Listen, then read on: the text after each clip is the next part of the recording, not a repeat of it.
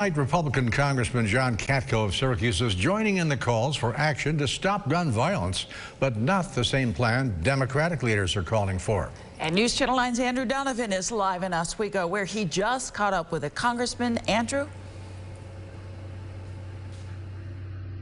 Christy, Congressman John Katko says he made a phone call to the White House this morning to push for the bill he's sponsoring that gives people, police officers, the ability to use red flags and take guns away from people who make threats and show those red flags. But critics say that bill gives these potential gunmen too much of a heads up that they may lose their guns. The congressman is also glad that the president, in his remarks today, showed support for this kind of legislation, but Katko would not connect what the president said previously with any of the incidents this weekend.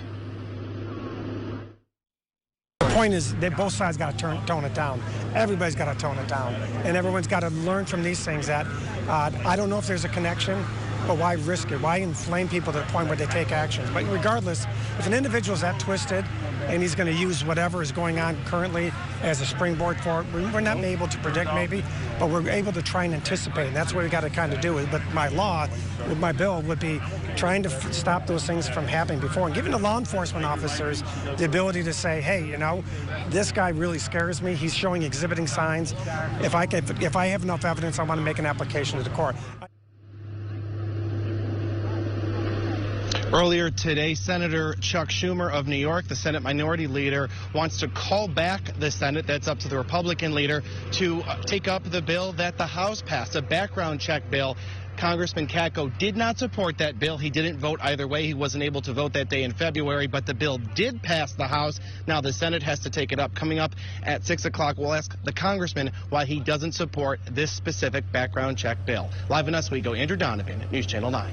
Andrew, catching up with Congressman Katko in Oswego. Congressman Anthony Brindisi is also weighing in today, calling out Senate Majority Leader Mitch McConnell to bring the Senate back to Washington to pass stricter gun laws.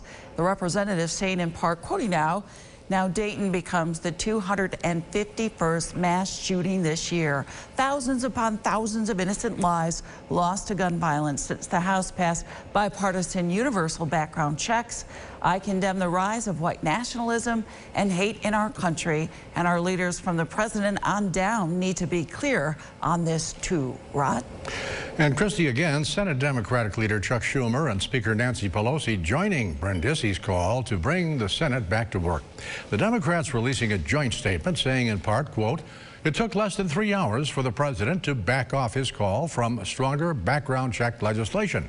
When he can't talk about guns, when he talks about gun violence, it shows the president remains prisoner to the gun lobby and the NRA.